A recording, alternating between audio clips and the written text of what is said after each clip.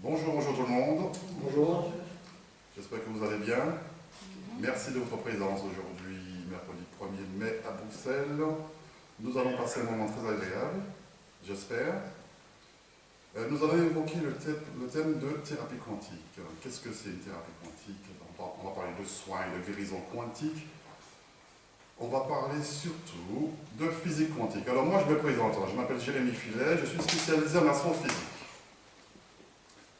Je suis passionné de physique quantique, donc mon domaine s'étend plutôt à l'espace, aux étoiles, aux galaxies, à l'univers, à la cosmologie.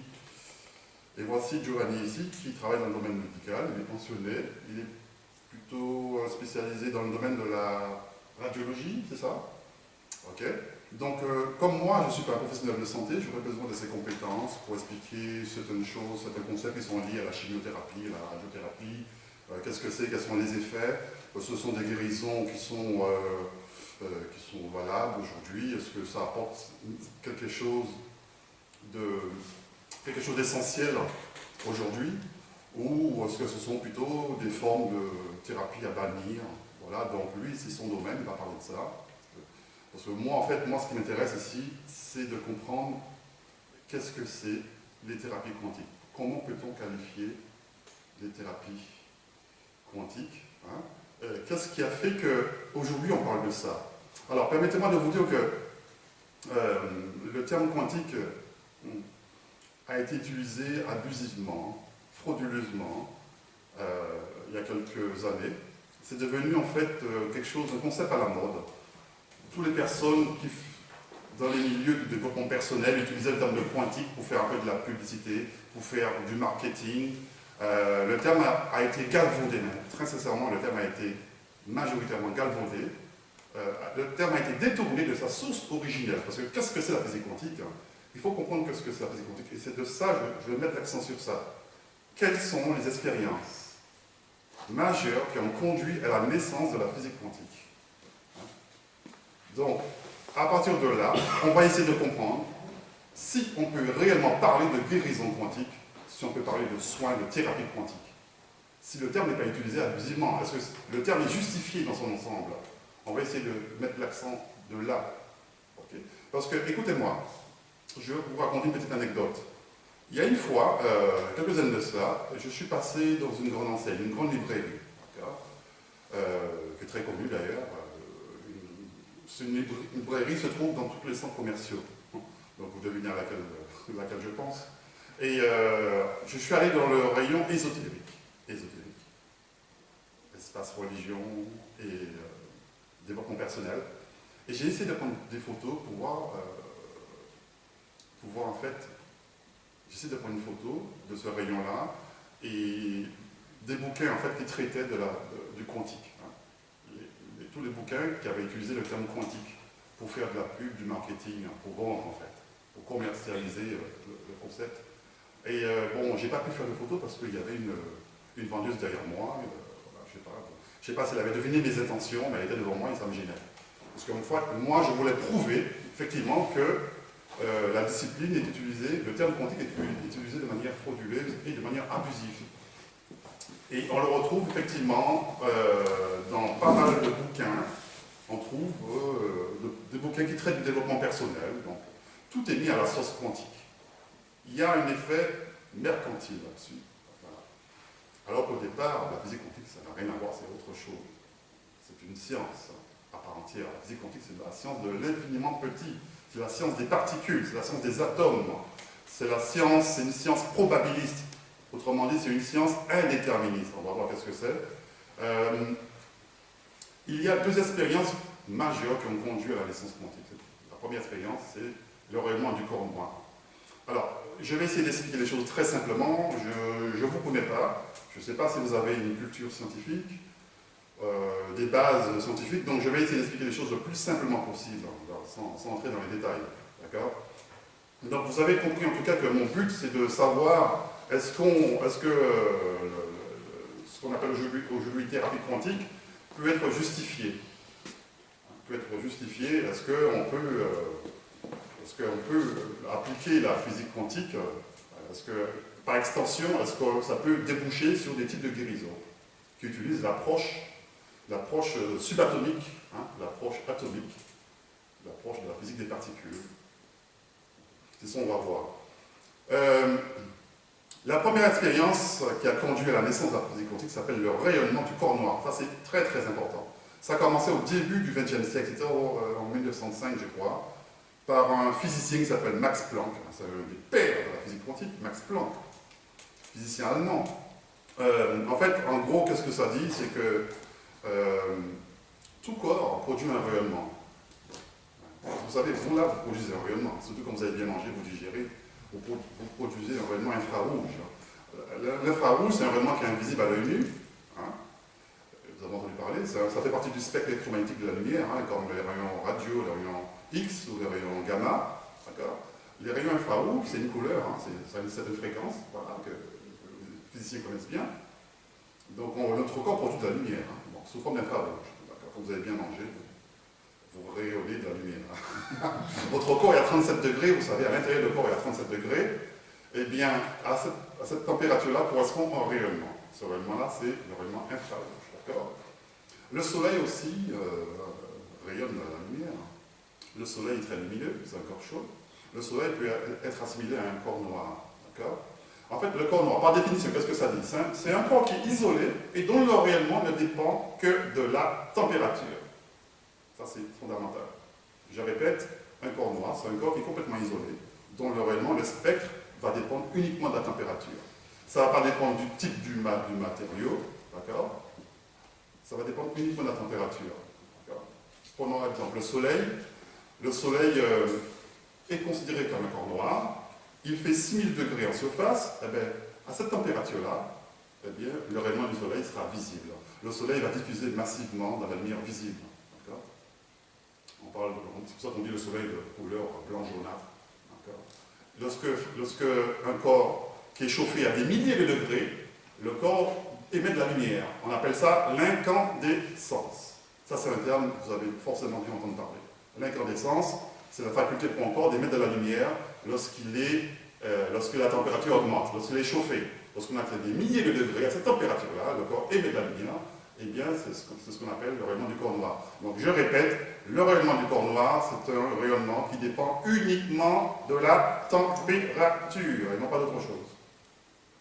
Donc, ça, c'est une chose. Mais, donc, il y a une expérience qui a été faite. Donc, il y a des résultats expérimentaux qui, effectivement, on savait ça. On voit comment fonctionne expérimentalement le rayonnement du corps noir. Donc, on a voulu mettre une équation là-dessus, on a voulu la théoriser, on a voulu fabriquer un modèle théorique là-dessus, d'accord, à base de mathématiques. Et ça, on n'arrivait pas à faire.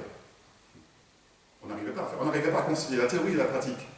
Le résultat expérimental du fait qu'un rayonnement, un corps noir rayonne, on étudie le spectre, on étudie la distribution spectrale de l'énergie, d'accord, et quand on essaie de calculer ça, ça ne marche pas, ça ne coïncide pas à l'expérience. Il y a un problème là, qu'est-ce qui se passe?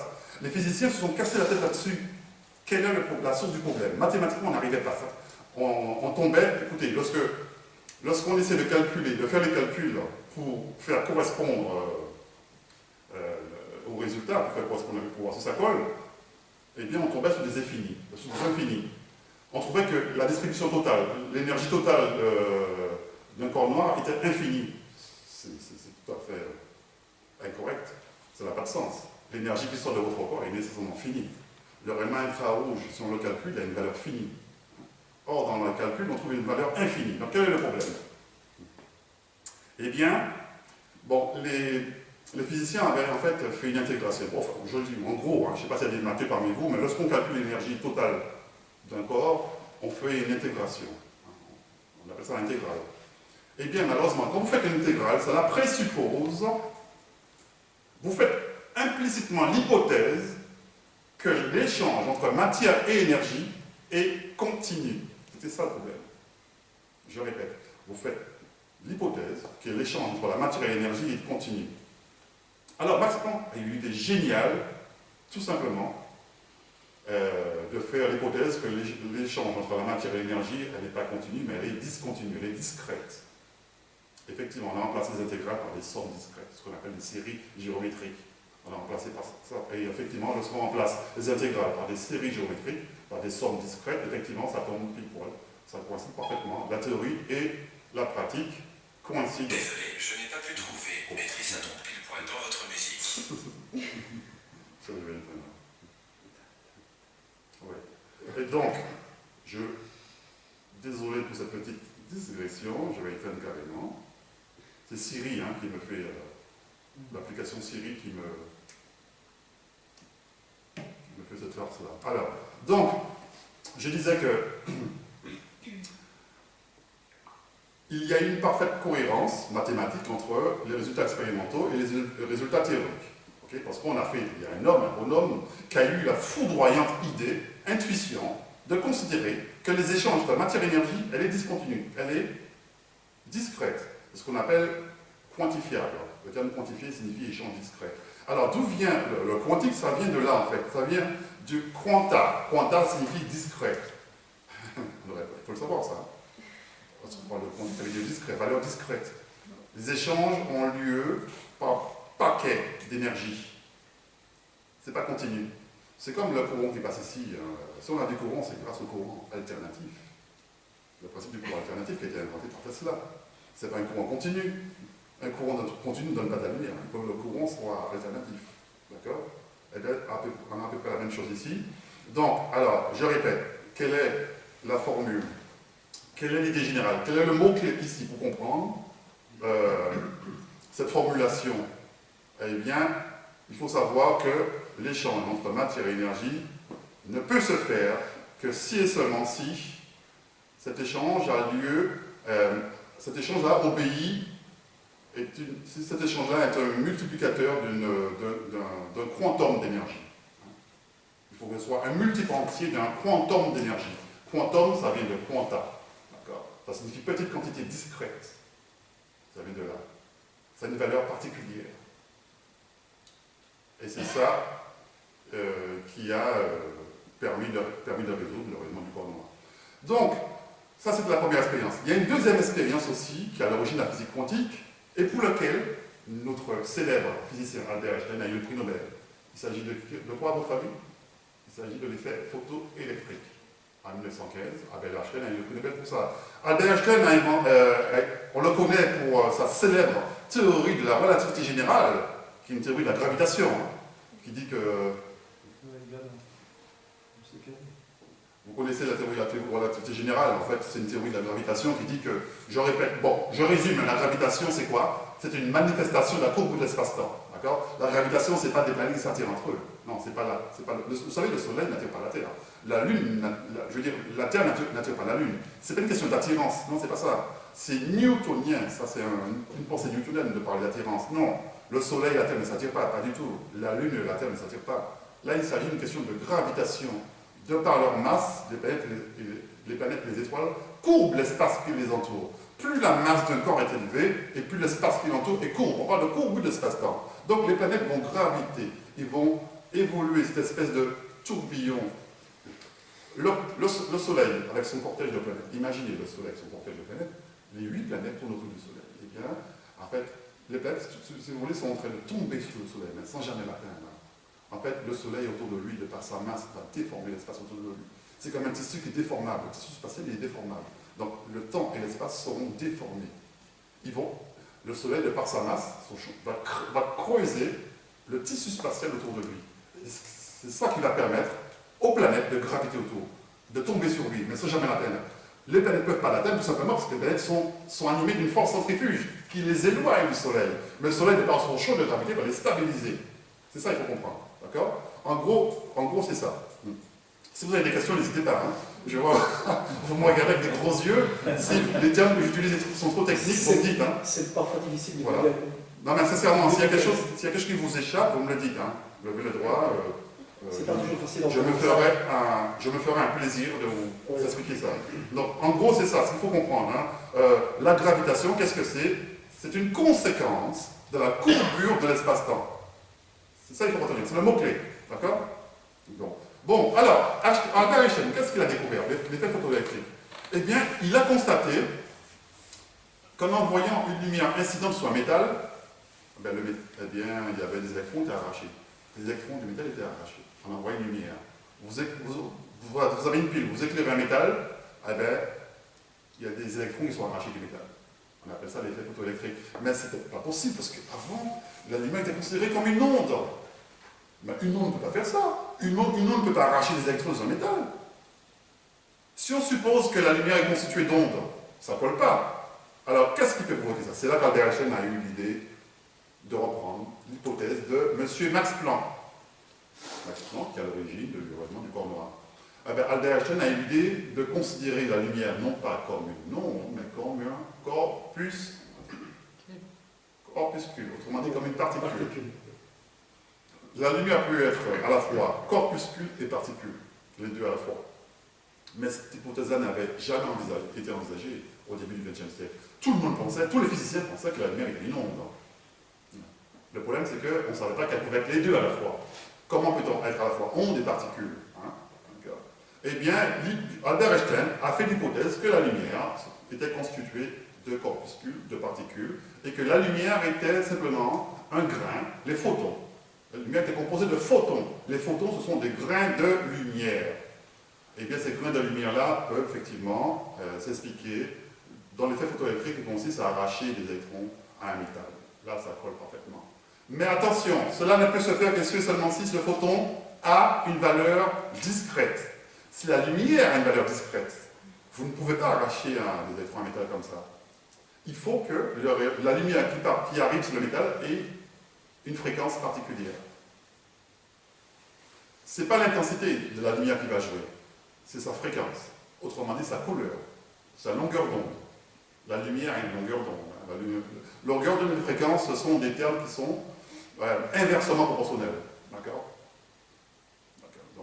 Donc, lorsqu'on parle de la lumière, on peut parler soit de sa fréquence, soit de sa longueur d'onde. En tout cas, lorsque vous avez la lumière incidente qui va arriver sur le métal, elle va arracher un électron que si et seulement si cette lumière-là possède une valeur discrète, une fréquence particulière. La lumière ne peut pas avoir n'importe quelle fréquence pour pouvoir faire cela. Et c'est ça Albert Einstein a trouvé.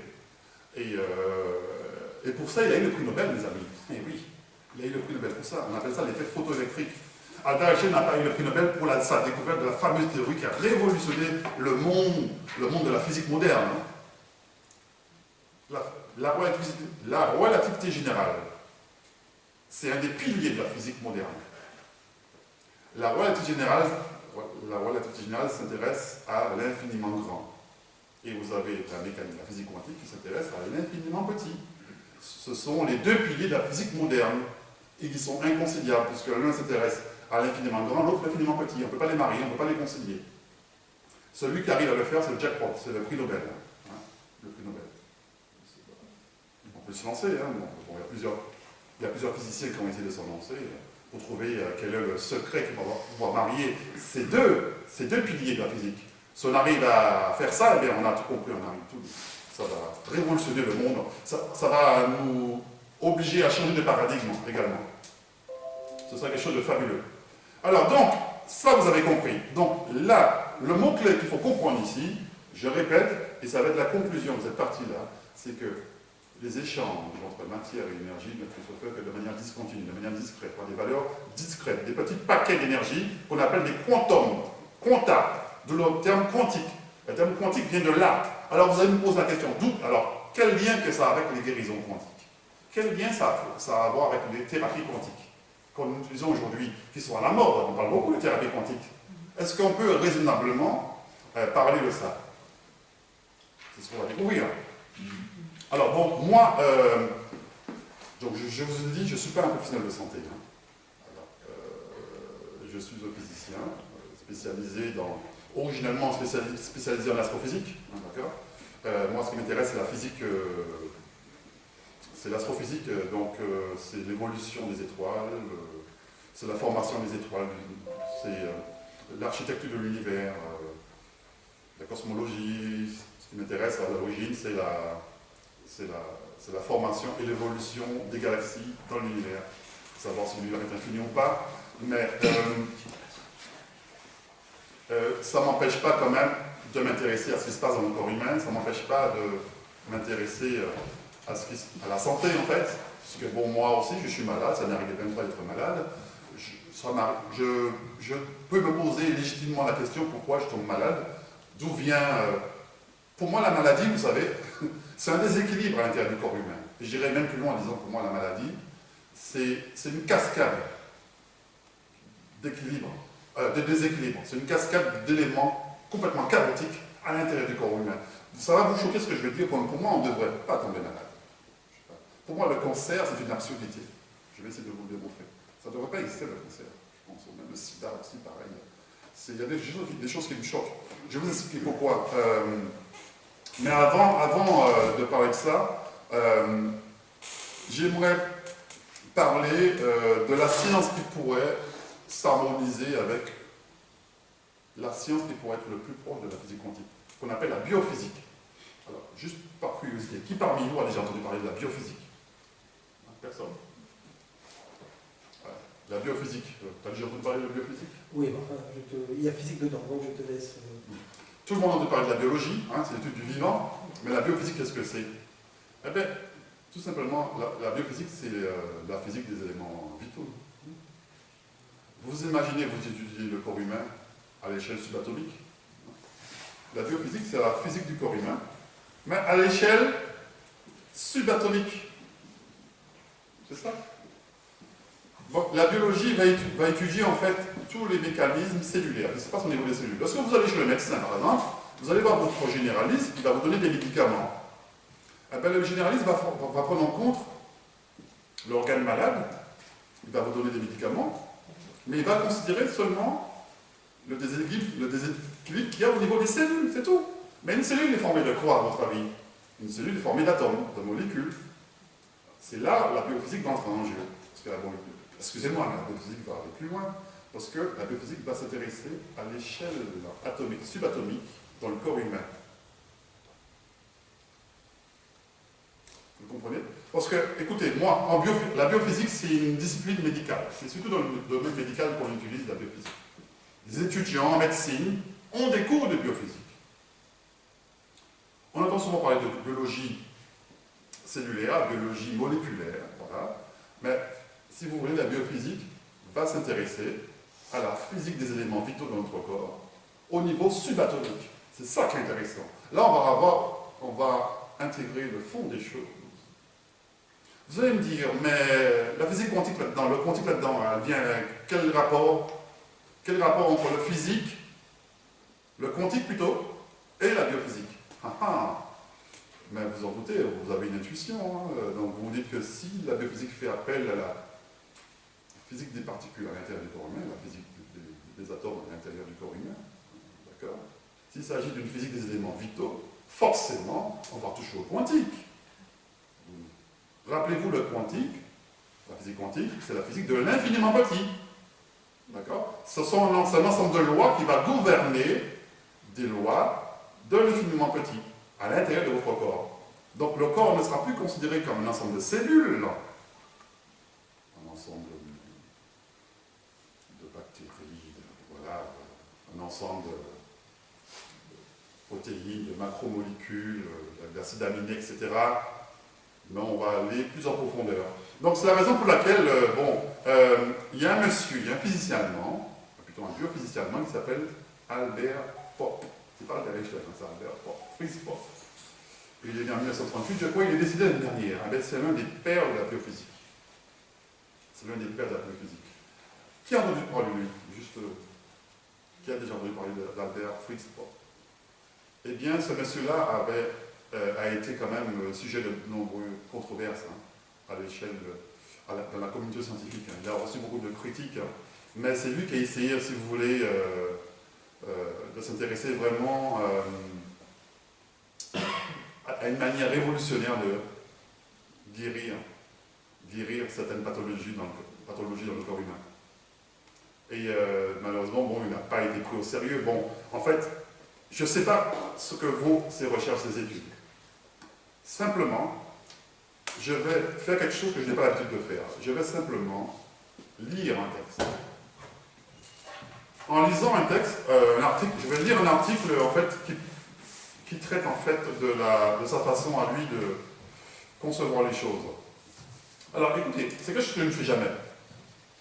Dans une conférence, je lis jamais. Mais là, exceptionnellement, je vais lire parce que lire, ça me permet d'avoir un certain détachement par rapport à ce qui est dit.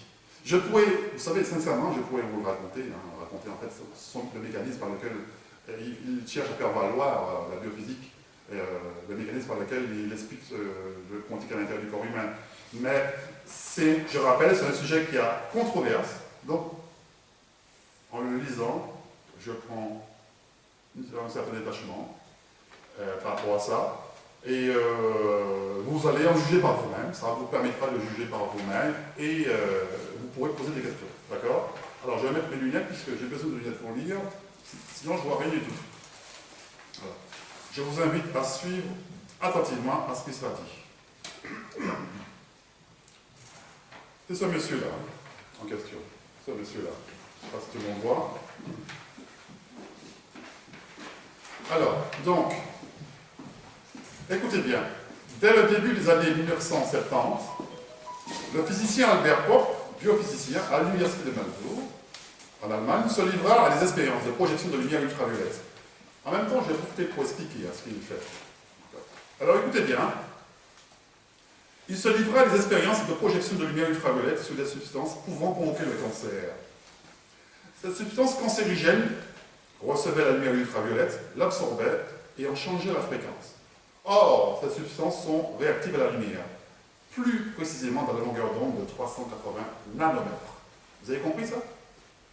Alors, ce que ce monsieur a fait, c'est d'irradier des organes malades avec une lumière ultraviolette. D'accord? L'ultraviolet, ça fait partie du spectre électromagnétique, avec une certaine longueur d'onde. D'accord? Eh bien, il prétend qu'en irradiant ces substances cancérigènes avec la lumière ultraviolette, on peut faire changer de fréquence. On peut faire changer la fréquence de la cellule malade. D'accord? Alors, je continue. Donc, c'est ce qu'il appelle la photoréparation. Le fait de réparer la cellule malade en le bombardant avec une lumière ultraviolette qui contient une longueur d'onde spécifique, 380 nanomètres. Ok, je continue. Alors, en bombardant une cellule de lumière ultraviolette jusqu'à la détruire à 99%, y compris son ADN, Popp avait noté qu'il était possible de réparer le dommage en une seule journée, en envoyant sur la cellule la même longueur d'onde, mais à une très faible intensité. La photoréparation fonctionnait à une longueur d'onde de 380 nanomètres, c'est ce que j'ai dit, la longueur d'onde dans laquelle les substances cancérigènes réagissaient. À la suite de l'ensemble d'expériences qui s'étalèrent dans des décennies, Popp comprit avec stupéfaction qu'il existait une lumière sur la longueur d'onde de 380 nanomètres à l'intérieur de nos corps, chargée de la photoréparation. Et vous savez, cette lumière qui se trouve à l'intérieur de nos corps, il va appeler ça les biophotons. Alors, je rappelle ce qu'il appelle biophotons. Ce sont des photons hypothétiques. On n'a jamais réellement prouvé leur existence. Ce sont des photons qui contiennent cette longueur d'onde spécifique, 380 nanomètres. Okay. Donc, pour lui, notre corps émet cette lumière-là en permanence. Le problème, c'est quand on est malade, cette lumière-là, elle est altérée. Elle est complètement altérée. Il n'y a plus de communication. Donc, lui, il se propose de refaire l'expérience, de bombarder les cellules malades avec cette même longueur d'onde-là pour pouvoir changer la fréquence et pour permettre à la personne de guérir. Voilà. Autrement dit, il n'y a pas de médicament là-dedans. Absolument. Il n'y a rien de chimique, il n'y a rien de... pas de médicament. Naturel. D'accord. Donc, effectivement, ça, c'est une méthode qui se différencie de la chimiothérapie et de la radiothérapie dont tu vas évoquer tout à l'heure. D'accord? Alors, je continue. Donc, le physicien a construit un photomultiplicateur, un appareil en fait, pour compter les photons lumineux. Eh bien, sachez que pour lui, les photons émis par les organismes étaient plus cohérents que tout ce qu'il avait vu précédemment. C'était comme une multitude de diapasons qui se mettaient à vibrer à l'unisson. Lorsque les diverses ondes ou particules entrent en syntonie, elles se mettent à agir comme une onde ou comme une particule subatomique géante pour fonctionner comme un réseau téléphonique intracellulaire. On obtient une sorte d'orchestre symphonique où tous les photons jouent leur musique ensemble. C'est par la cohérence que la communication peut s'établir.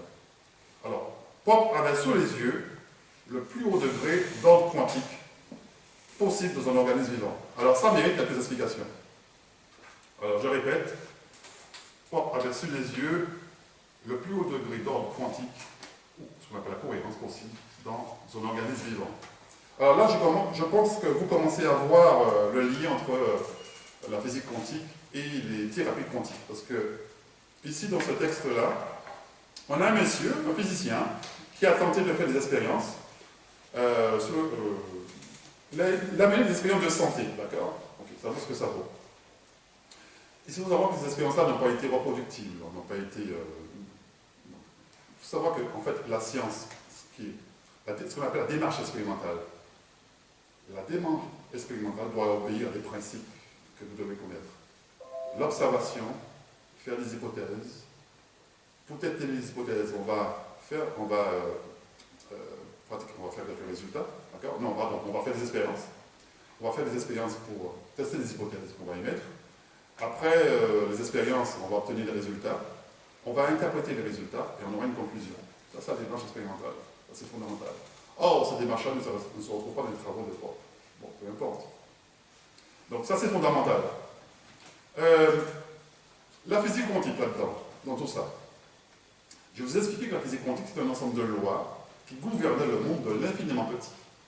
La physique quantique, c'est une science qui est contre-intuitive. Il y a des trucs vraiment délirants dans la physique quantique, des trucs qui nous échappent. Je vous ai dit que la physique quantique était une science indéterministe. C'est la science de la probabilité. Je vous prends un exemple. Je ne sais pas, j'aimerais bien que vous participiez un peu, que vous interagissiez avec moi. Quelles sont les expériences de physique quantique que vous connaissez? Quels sont les domaines d'application de la physique quantique que vous connaissez? Si vous avez une idée. Quels sont les expériences, on va dire quels sont les éléments de physique quantique que vous connaissez et qui échappent à l'incompréhension, des êtres humains, des choses qui sont complètement contre-intuitives et qui sont folles, inimaginables, qui sont délirantes même. Ça vous dit rien du tout? Non? Je vais prendre un exemple. Par exemple, oui? Peut-être dans le domaine de l'informatique, oui. de l'intelligence artificielle. Oui. On applique aussi un peu la physique quantique. Oui. Pour ce qui concerne le truc de plus infiniment petit, les 0, 1, etc., qui détermine un peu les logiciels. Oui, effectivement. Voilà. Donc là, effectivement, ce que vous dites là est tout à fait juste. Donc là, on va traiter plutôt de l'informatique quantique. On est en train de fabriquer des ordinateurs quantiques, vous savez. Effectivement. Donc là, je ne parlais même pas à ça. Donc là, vous êtes rentré dans un domaine plus technique. Mais moi je vais m'intéresser en fait au grand fonctionnement, au grand fonctionnement contre-intuitif de la physique quantique. Je parlais de la superposition des états. La superposition des états. Ça signifie qu'en physique quantique, quelque chose peut être et ne pas être à la fois. Vous n'avez jamais entendu parler de ça? Quelque chose peut être et ne pas être à la fois. En fait, on va dire que les choses peuvent se présenter sous une combinaison d'états qui sont superposés. C'est seulement quand vous allez regarder, je prends un exemple très simple. Il y a une expérience qui est très connue en physique quantique qu'on appelle l'expérience des formes de Young. Okay? Cette expérience-là prouve que la réalité matérielle n'existe pas en dehors de notre regard. En fait, la réalité matérielle objective n'existe pas en dehors de la conscience, c'est ce qu'on dit en général. Si vous voulez figer un objet, si vous voulez que l'objet soit figé devant vous, il faudra le regarder. En le regardant, vous changez la nature du résultat. Il y a une levée d'incertitude. D'accord?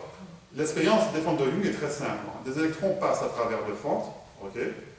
Et si on ne regarde pas, ça va traduire la nature ondulatoire de la lumière. Donc, la logique de la lumière se trouve sous la forme d'une onde, c'est ce qu'on voyait au début.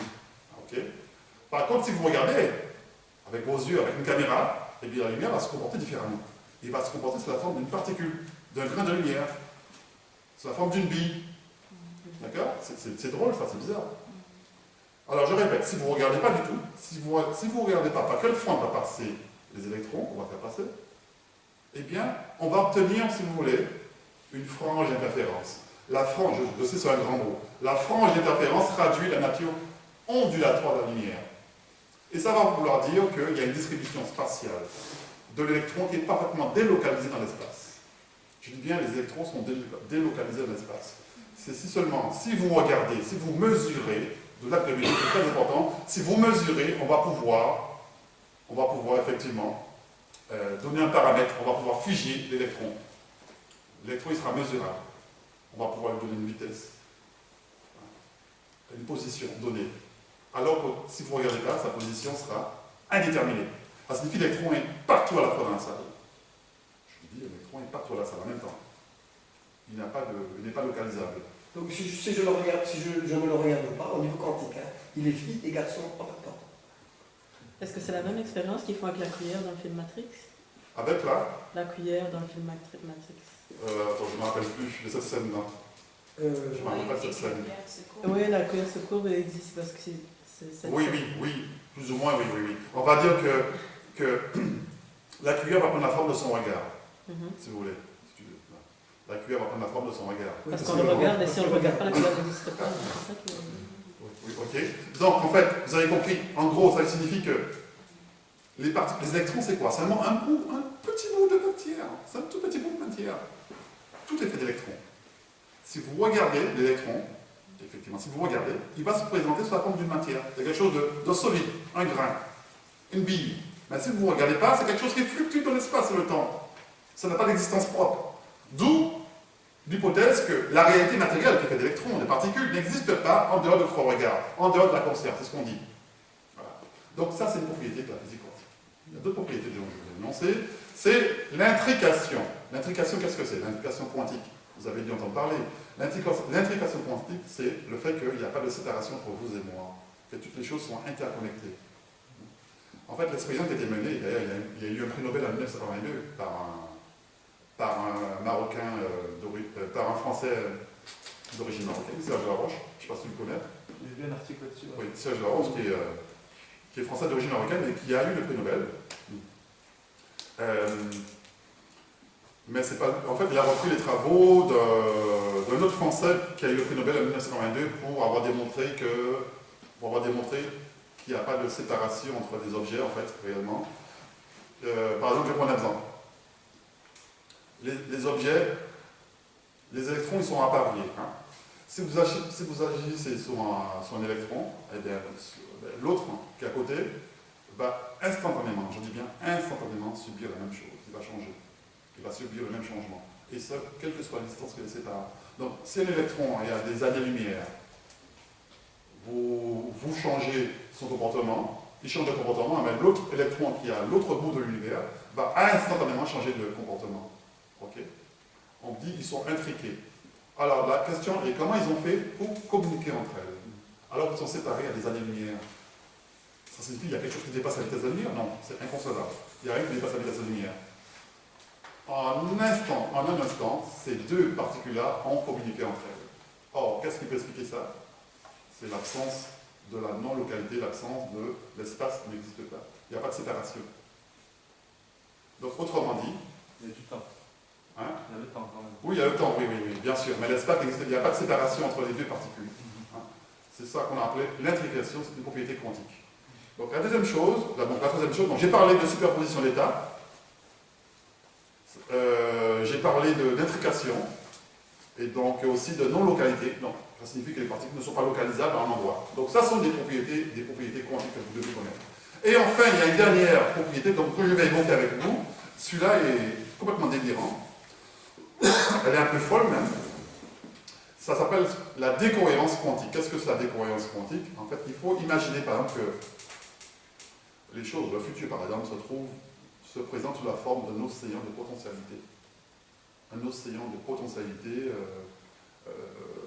qui est superposable. Tous les événements du futur existent potentiellement au même moment, de manière simultanée. C'est seulement lorsque vous avez regardé le futur qui va se figer, qui va prendre la forme de trois-dimensions. En fait, imaginez cet océan de potentialité qui se ramène à une seule réalité. C'est ça. En fait, on va décrire avec 2 secondes, je vais mieux expliquer. Il existe, si vous voulez, une infinité de réalités qui sont combinées, qui sont superposées entre elles. Mais seulement, votre petit cerveau va sélectionner un seul parmi d'autres, parmi cette infinité. Heureusement, sinon on deviendrait fou. Si vous voulez, sur mon projet, vous pouvez avoir une multitude de projets. Oui. On peut comparer ça au projet. je ne sais pas moi, vous voulez faire un voyage, vous voulez changer de métier, vous avez plusieurs projets. Et donc tout est là, ça existe déjà, tout est là, tout existe. C'est ça la Oui, multitude. oui. Et c'est dès que vous regardez un projet, par exemple vous voulez être enseignant, parmi tous vos projets, que là, au niveau quantique, ça peut se réaliser. Parce que vous le regardez. On se focus sur un.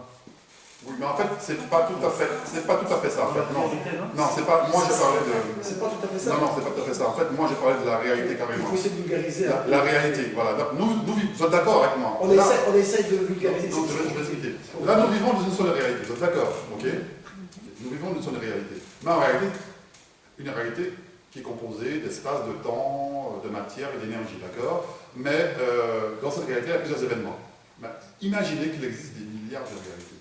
Ok? On appelle ça la cohérence, ces milliards de réalités qui sont combinées, qui sont réunies entre elles. Notre cerveau va filtrer les choses, d'accord? Eh bien, lorsqu'on va regarder, eh bien, c'est une seule réalité qui va s'imposer à notre regard. Une seule et unique réalité qui va s'imposer à notre regard. Ben, heureusement, sinon on deviendrait fou. Vous imaginez? Bon, c'est là la différence entre le sage et le fou. Donc, écoutez, chez les Indiens, chez les Amérindiens, les fous sont respectés. Bon, ça va vous choquer, mais les fous sont respectés à cause de ça. Parce qu'on les considère comme ayant une interaction avec le divin. Ils sont baignés dans l'infinitude des réalités. Ils sont submergés par la réalité que leurs cerveaux n'ont pas réussi à filtrer. Donc ils sont dans leur domaine, dans leur, on va dire, dans leur trip, on va dire, ok. Et ils n'ont pas réussi à faire cette différence-là. Ils sont entièrement baignés par cet océan de potentialité infinie.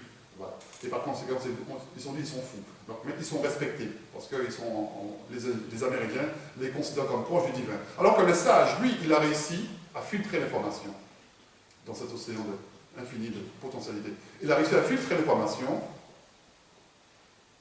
de manière correcte, sage, de manière distinguée. Il a réussi, donc, il a réussi à faire la part des choses. On n'est pas se laisser envahir, contrairement au fou. Le fou, lui, il s'est laissé envahir complètement. En fait, voilà. Donc, la décohérence quantique, c'est le fait de ramener cet infini de réalité à une seule, à la nôtre. Voilà. Donc, effectivement, ce que je dis, le regard, l'intention est très importante. Donc, voilà, de projet. Donc, dans le projet, vous émettez des intentions. Hein. Vous avez des projets d'avenir, vous avez des... donc, lorsque vous émettez une intention, effectivement, c'est pas innocent, effectivement, d'accord? Donc, tout cela se fait à travers la conscience. Okay. Le cerveau va filtrer l'information. En fait, le cerveau va permettre un balayage de l'information. D'accord? Le cerveau va permettre de filtrer l'information puisque la réalité est vue comme un balayage de la conscience. Vous avez compris? Maintenant, vous pouvez poser d'autres questions. Non, ce n'est pas une question. C'est lorsque vous parlez du regard, Oui. c'est en fait, vous faites allusion au principe de la visualisation. Oui. Parce que c'est ce principe de visualisation qui ramène avec cette image qui est dans le futur pour le rendre beaucoup plus concret. Tout à fait, oui. Il doit être ressenti. Mais la difficulté est qu'au niveau de la visualisation, c'est fort difficile pour pouvoir représenter cette image de ce projet et les ramener dans sa réalité de vue, au plan, comme tu dis, de conscience. C'est là où c'est ça. Oui, effectivement. Alors, dans la visualisation, vous avez l'intention. Hein. Tout le monde n'a pas la même faculté de visualisation, c'est sûr. Ce n'est pas un exercice qui est aisé pour tout le monde. Hein. Donc, il y a des gens qui arrivent à très facilement visualiser, il y en a d'autres qui n'y arrivent pas du tout. Il y en a d'autres qui n'arrivent même pas à se rappeler de leurs rêves également. Hein. C'est difficile de visualiser. Il s'agit d'une gymnastique mentale. Bon, voilà. Mais ben, peu importe, la visualisation, même si on ne sait pas visualiser, mais on a quand même des intentions. Ben, c'est vrai que le fait de visualiser en émettant des émotions, ça impacte plus ce qu'on appelle l'océan, le vide quantique. Le vide quantique qui est non manifesté. Donc le fait d'avoir une intention vous allez pouvoir impacter cet océan de personnalité. Vous allez pouvoir impacter le vide quantique, d'accord? Et le vide quantique, c'est pareil, on va dire, c'est un champ infini d'informations, d'accord, qui ne demande qu'à se manifester, tout simplement. Voilà. De toute façon, c'est l'intention qui compte. Donc, si vous ne venez pas bien visualiser, faites comme si ça marche. Ça marchera. Et je vais rajouter que... ça marchera. Je vais juste rajouter que au CERN, au Centre européen de recherche nucléaire, qui se trouve à Genève, entre la frontière franco-suisse. Il y a une machine là-bas qui impacte aussi l'énergie du vide, le vide quantique. D'accord? Donc, eux, ils le font avec des particules, avec des protons à grande vitesse qui vont frapper l'énergie du vide, qui vont frapper le vide quantique. Parce que le vide quantique, qu'est-ce que c'est? C'est un milieu dans lequel sommeillent les particules. Les particules, ils sont ensommeillées, ils sont endormis. C'est la belle au bois dormant. Ils ne sont pas encore manifestés. Alors, comment on va faire pour les réveiller, ces particules-là? Ils sont à l'état virtuel. Ils ne sont pas encore réels. Ils ne sont pas encore matérialisés dans notre monde, dans la matrice. Alors, comment on va faire pour les réveiller, ces particules-là? On va les cogner, on va les frapper. Et on va faire ça avec les accélérateurs de particules. En les frappant, en les cognant, en cognant le vide quantique, les physiciens utilisent le terme de excitation du vide quantique. À ce moment-là, on va permettre à ces particules virtuelles de se manifester dans le monde matériel. Et bien, si vous voulez, l'intention fonctionne de la même façon. L'intention fonctionne de la même façon. Les pensées, mon Dieu, la pensée créatrice, c'est pas anodin. Vous avez entendu parler de ça. Hein? D'accord. Okay. Bon, là, je me suis autorisé à faire une espèce de digression. En tout cas, c'était vous permettre de comprendre les propriétés quantiques des particules. Donc, j'ai parlé de quoi? J'ai parlé de la superposition des états. Le fait que les particules se superposent. Les particules peuvent être et ne pas être. C'est seulement quand vous allez regarder, vous allez constater qu'elle est réellement. Mais tant que vous ne la regardez pas, elle n'existe pas. Okay. D'où cette histoire de la réalité matérielle qui n'existe que s'il y a une conscience pour l'observer. Intéressant. Deuxièmement, j'ai parlé d'intrication quantique, comme quoi l'espace n'existe pas. La séparation n'existe pas. Il n'y a pas de séparation. La distance entre vous et moi, c'est une illusion de l'espace, une illusion de la conscience. Bref. J'ai parlé d'autre chose. J'ai parlé de la décohérence. La décohérence, je rappelle, qu'est-ce que c'est? Vous vous rappelez? C'est le fait de ramener une seule réalité. Voilà. Et donc, ce monsieur, Albert Popp, physicien, ce biophysicien allemand, justement, a parlé de cohérence quantique. En parlant des particules à l'intérieur du corps humain. D'accord? Donc, lui, il s'est intéressé au cancer.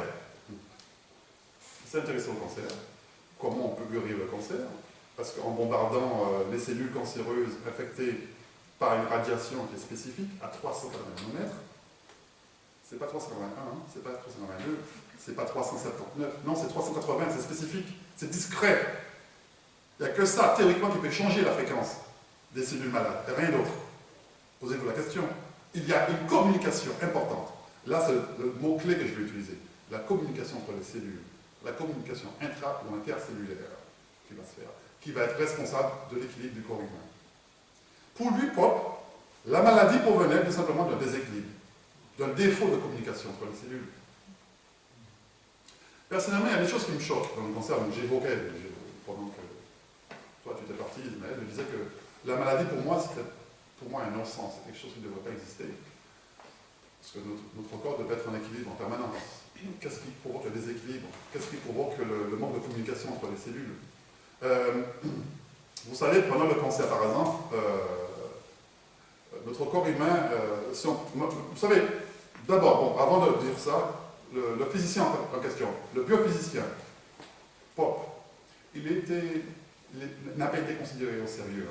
Les gens se sont un peu moqués de lui parce qu'il avait des théories extravagantes, un peu fantaisistes, hein, parce qu'il a parlé des biophotons qui sont émis par notre corps, d'accord? Les gens ne l'ont pas vraiment pris au sérieux. Et par conséquent, il a été oublié de la communauté des scientifiques, il a été pris pour quelqu'un de pas fréquentable.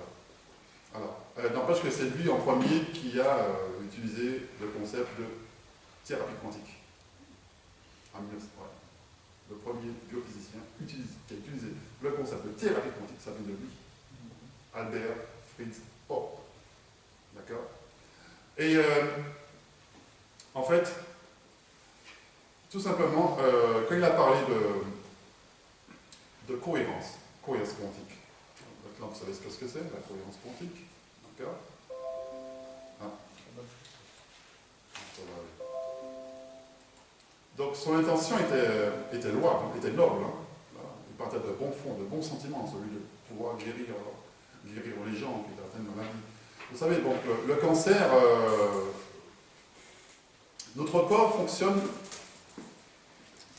En fait, Albert Pop, lui, il était suspecté d'adhérer au principe de vitalisme. Je ne sais pas si vous connaissez le principe de vitalisme. Le principe de vitalisme dit que dans le corps humain, il y a un principe qui tend à ramener tous les tissus à fonctionner dans le sens de la santé. Tu connais, on parle de vitalisme? Oui, oui. En fait, il y a des phénomènes dans le corps qui tendent vers la santé, naturellement vers la santé. Voilà. Par exemple, lorsqu'on se fait infecter par un virus, le corps va se défendre. Il y a des anticorps dans notre corps qui vont essayer d'enrayer le virus en question, ou la bactérie en question. Le corps se défend. La fièvre, c'est le résultat de ça. La fièvre, notre corps augmente en température, mais c'est fait exprès pour essayer de diminuer la prolifération du microbe dans notre corps. Okay. C'est pareil lorsqu'on jeûne, en fait. Lorsqu'on jeûne, pareil aussi, le corps va se défendre contre le jeûne. Ça, tu connais peut-être mieux que moi. Lorsqu'on fait un jeûne, le corps n'est pas... Voilà, lorsqu'on fait un jeûne, en fait, qu'est-ce qui va se passer? Notre corps, on a besoin d'énergie quand même. Donc, vu que le corps n'est plus nourri par des aliments extérieurs, par des nutriments extérieurs, eh bien, il va se protéger, il va se mettre en mode vous avez compris? En mode survivalisme, en mode survie. Donc, en se mettant en mode survie, tout simplement, eh bien, il va puiser la graisse, les éléments lipidiques, les lipides de notre corps. Et chose étrange, c'est que les organes vitaux sont épargnés. Les organes vitaux seront sécurisés. Le cerveau, le cœur, il va puiser uniquement l'énergie, il va trouver l'énergie dans les tissus graisseux, les tissus lipidiques. Voilà. Donc, en fait, c'est une théorie, vous ne connaissez peut-être pas, qui s'appelle le principe de vitalisme. Comme quoi, dans le corps, tout notre système organique tend à la santé, à nous ramener à la santé. Parce que l'organisme est perturbé par quelque chose, par un événement. D'accord? Donc, j'ai parlé de l'exemple du jeûne ou de l'exemple de l'infection, mais il y a d'autres cas aussi. Il y a d'autres choses encore. Bon, en tout cas, le cancer, en tout cas, bon. Normalement, les cellules sont capables de... Il y a un phénomène biologique qui s'appelle l'apoptose. Est-ce que vous savez ce que c'est? L'apoptose, c'est la mort programmée d'une cellule. L'apoptose, c'est une cellule qui va s'autodétruire, une cellule qui va se suicider. Pourquoi la cellule fait ça? Vous avez jamais entendu parler de ça? Apoptose, c'est très connu en termes milieu biologique. C'est la capacité d'une cellule de mourir. La cellule va décider de mourir. Pourquoi? Il y a plusieurs raisons à cela. Bon, déjà, chez la femme, il y a des femmes ici, dans le cycle menstruel, eh bien, tout simplement, l'apoptose, c'est la destruction d'une partie des cellules d'une partie de l'utérus. D'accord? Ça, c'est une mort programmée d'office. C'est comme un programme informatique qu'on regarde cycliquement. C'est programmé dans les cellules, chez les femmes, de s'autodétruire. Les cellules d'une parure de l'ovule, voilà. D'accord? Ça, c'est quelque chose de programmé.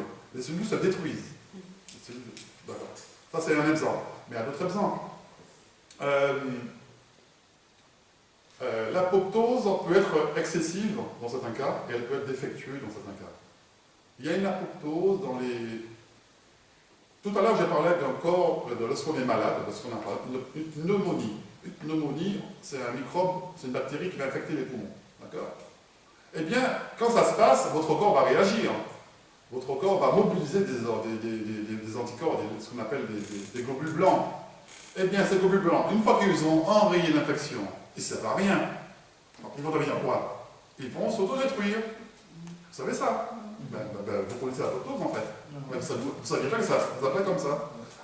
La cellule, le globule blanc qui ne sert à rien, puisqu'il a fait son boulot, hein, il a détruit l'envahisseur, il ne sert à rien, donc il va s'autodétruire. Il va s'autodétruire par un mécanisme, et en fait, il va se faire, on appelle ça l'autophagie. Autophagie, se manger soi-même. Se manger soi-même. Donc, ce sont les cellules environnantes qui vont s'occuper de ça. Mais il y a d'autres cas, en fait, qui va mettre en évidence cette espèce de déséquilibre que je ne comprends pas dans le corps humain. Prenons la maladie d'Alzheimer, de Parkinson. Qu'est-ce que c'est? Ce sont des maladies neurodégénératives. Okay? Sachez que là aussi, il existe une apoptose excessive. Ce sont des neurones qui disparaissent dans le cerveau du malade. Moi, bon, écoutez, le passé m'a bien gardé ces neurones. Hein. Je m'en bien réfléchir, ça va me souvenir de ce que j'ai fait hier, de souvenir de ce que je dois faire, de faire des projets comme tout le monde. Des neurones se mettent à disparaître, à s'autodétruire. C'est ça, les maladies génératives comme la maladie de Parkinson et de l'Alzheimer. Ça, c'est une chose. Donc là, on a un excès d'apoptose. Dans le cancer, il y a un déficit d'apoptose. Parce qu'un cancer se traduit par une anomalie au niveau des cellules. Une anomalie.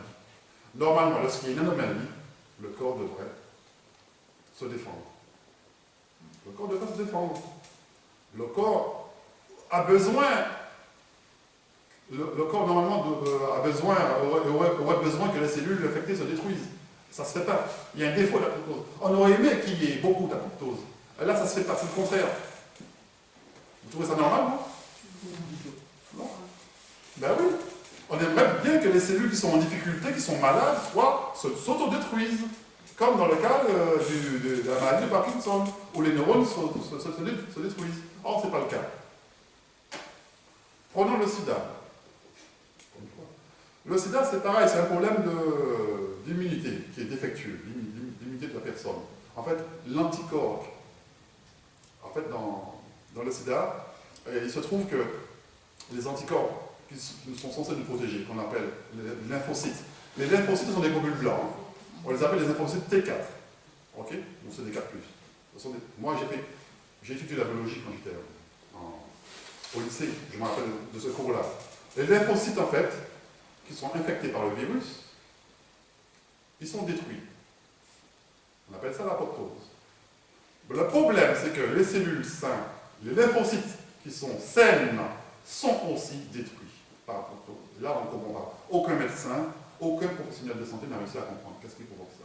Donc, ce serait génial, en fait, lorsque les globules blancs qui sont infectés par le virus se détruisent. Ça, ce serait bien, ça empêche la prolifération du virus du sida dans le corps humain. Mais le problème, c'est que les lymphocytes qui sont saines sont aussi détruits. C'est ça le problème. Donc on n'a plus d'immunité. On n'est pas à l'abri d'une infection extérieure. On est à la merci des agents infectieux. C'est ça le problème. Okay. Donc, alors, ça n'est-il pas, c'est pas un problème de déséquilibre, c'est pas un problème de manque de communication extracellulaire. La communication cellulaire, c'est très important. Donc la question est, quelle est l'origine de la communication? Quelle est la nature de la communication des cellules? La communication, elle peut être endocrine, donc ça signifie qu'elle peut se faire par voie sanguine, par voie hormonale. Ça, vous le savez, la communication entre les organes. Donc, je ne sais pas, votre cerveau envoie des informations au reste de votre corps, par voie hormonale, par voie sanguine. Okay. Elle peut être aussi ce qu'on appelle paracrine, donc entre les organes eux-mêmes. Il y a des signaux qui s'échangent, des signaux chimiques qui s'échangent entre les organes. À l'intérieur des mêmes organes, d'accord, il peut y avoir une communication intracellulaire. Mais quelle est la nature de cette communication? Quelle est la nature de ce signal? Le signal, la question, et ça va être le mot-clé de la conférence, ne peut-il pas être quantifiable?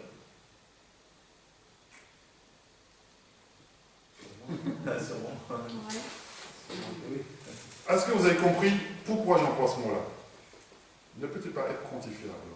Ça signifie ne peut-il pas avoir une valeur discrète, une valeur intime. Alors, non, mais bon, écoutez, je prends un autre exemple qui va vous éclairer encore plus. Regardez les plantes chlorophyllées, on appelle la chlorophylle, hein, pas une spécialiste. Hein.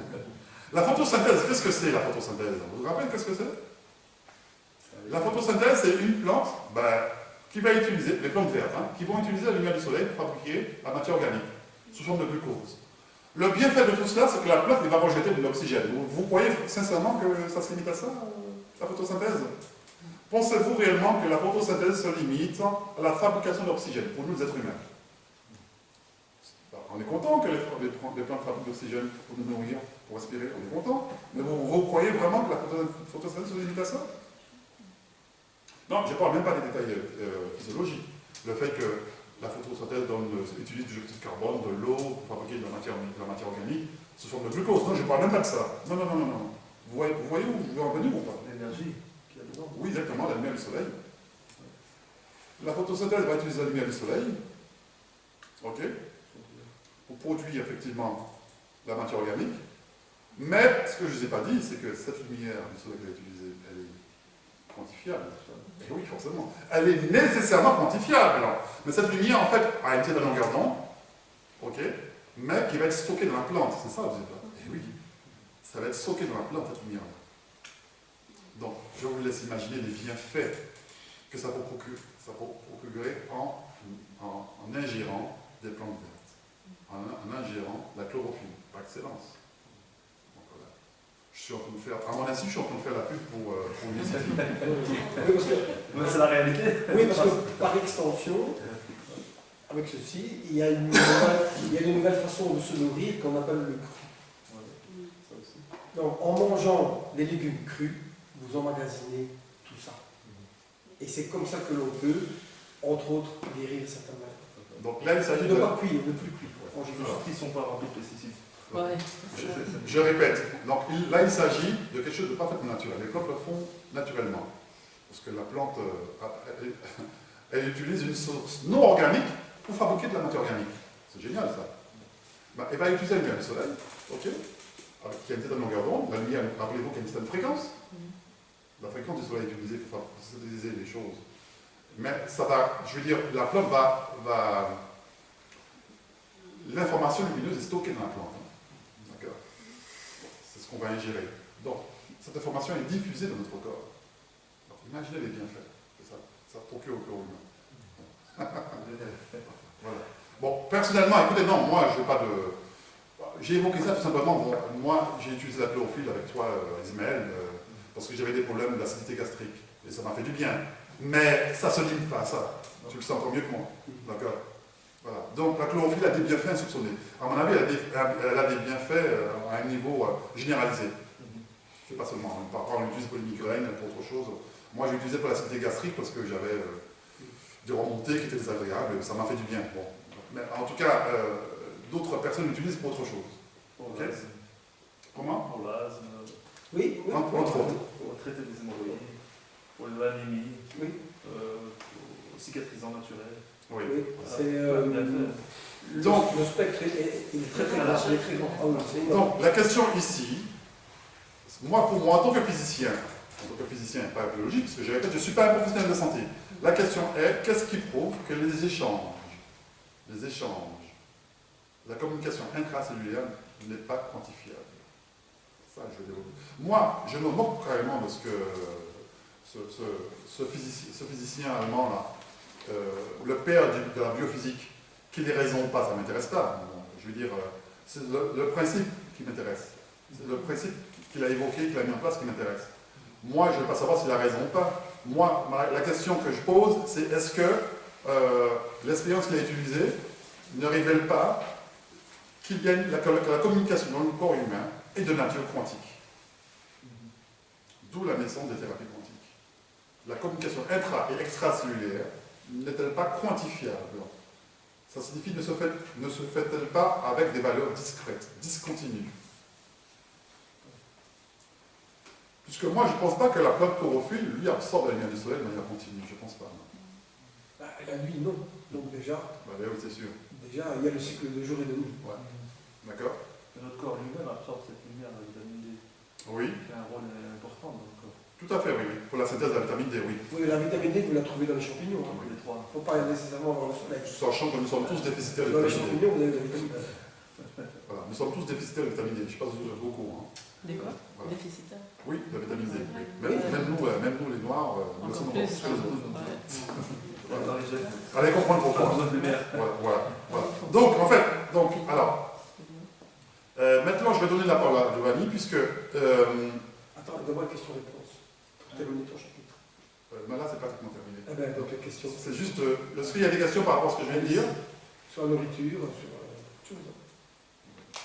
Ce qui est super intéressant, c'est la structure chimique de la chlorophylle et par Oui. rapport à la structure chimique de l'hémoglobine humaine. Oui. C'est exactement les mêmes en fait. C'est ça qui est génial. C'est pour ça que ça marche. Ah ouais. Parle plus haut. Je la répète alors. Je disais que la structure chimique de Oui. la chlorophylle, elle a Oui. la même structure que l'hémoglobine humaine. Oui, À part que dans la chlorophylle, ça transportait, je crois, du fer, et dans le corps humain, c'est le magnésium. tout à fait, oui, effectivement. Ce qui Oui, fait oui. que je pense que ça Mhm. fonctionne très bien. Oui, tout à fait, oui. J'ai parlé de la chlorophylle, mais j'aurais pu parler d'autre chose. Hein, Voilà. Non, mais bon, alors, en fait, je ne vais pas trop tarder. Je vais pas trop tarder parce que moi, en fait, il faut vraiment que je boucle ce chapitre-là sur Vas-y. donc, on a un peu le temps, de toute façon. Voilà. Donc, j'ai défini ce que c'est l'apoptose, maintenant tout le monde sait ce que c'est. C'est la mort programmée des cellules. Les cellules, les globules blancs, rouges également. Je ne sais pas dans quel cas, mais les globules Ben, blancs, elle ne se tue pas toute seule en fait. Elle meurt après un certain temps. Les rouges, Mais elles se- oui, mais si elles se meurent ou bien les cellules se détruisent elles-mêmes, là c'est une maladie, il y a une anomalie. Voilà. Les globules rouges, mais les globules blancs c'est normal. oui, donc il y a aussi le cas dans les hépatites virales aiguës. Et là, il y a un excès d'apoptose, puisque bon, les cellules se détruisent en cascade, ce qui peut mettre en danger la vie du patient. Là, on ne comprend pas non plus. D'où vient ce déséquilibre? Pourquoi dans le cancer, il y a un déficit d'apoptose, et dans les maladies de Parkinson ou d'Alzheimer, il y a un excès d'apoptose? Il y a un déséquilibre qui vient d'un problème de communication dans le corps humain. Ça peut être plusieurs facteurs. Oui, bien sûr, bien sûr. Mais moi, je parle de manière généralisée. Ok. Et donc, n'empêche que la méthode de ce physicien en question, de ce biophysicien, c'est de bombarder des cellules infectées par une lumière ultraviolette pour prendre une longueur d'onde. C'est le principe de la radiothérapie, n'est-ce pas? Donc, la question, moi, que j'aimerais te poser, c'est quelle différence tu fais entre la radiothérapie et la chimiothérapie?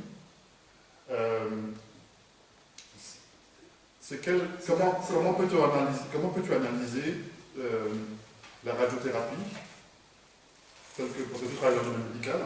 Comment peux-tu l'analyser par rapport à cette façon originale de bombarder des cellules malades avec la bonne longueur d'onde correspondante? Est-ce que c'est la méthode qui est utilisée aujourd'hui en radiothérapie, par exemple? Et en quoi la radiothérapie serait-elle meilleure que la chimiothérapie? Est-ce que tu peux nous en parler brièvement? Ah oui, je te laisse.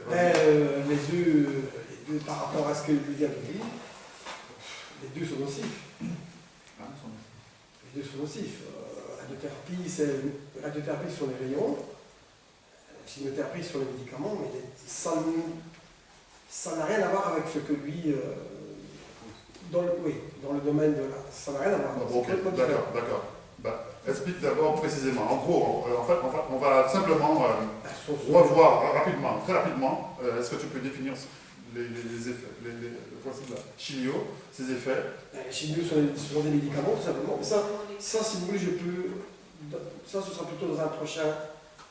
Non, mais en gros, tu peux résumer en gros les effets la radiothérapie par rapport à la radiothérapie. Et pendant longtemps, les faisceaux étaient assez larges. Donc, on abîmait les tissus sains pour atteindre les tissus malades. Oui. Maintenant, il existe des machines hyper perfectionnées où on sait envoyer un rayon très fin, même si si le cancer a un niveau d'une tête d'épingle, on sait calibrer. Donc, on ne peut détruire que les tissus, malades. Mais ce sont quand même des rayons.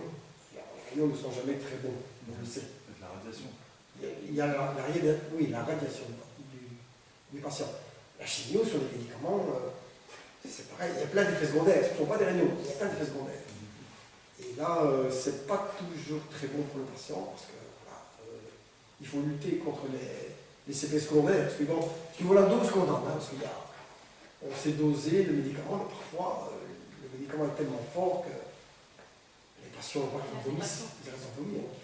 Il y a des patients aussi qui ne supportent pas. En fait, ça dépend. La radiothérapie et la chimiothérapie, si je me permets, monsieur. Non, c'est très bien. C'est en fait selon le degré de maladie. Donc selon le médecin, le degré de maladie de la personne, on va dire, on va commencer avec la radiothérapie. Peut-être on va réussir à détruire les cellules cancéreuses. Et si on n'arrive pas, on va aller jusqu'à la chimiothérapie. La chimiothérapie, c'est vraiment les anticorps des patients, alors ces effets. C'est des patients qu'on prend en charge spécifiquement dans des chambres isolées, avec une tenue spéciale pour éviter les infections. Et, Les infections du patient, parce que le patient, son état... Du patient, des visiteurs, de milieu Voilà. hospitalier, de tout en Le fait. patient devient tellement Ouais. faible que nous avons là pour tout.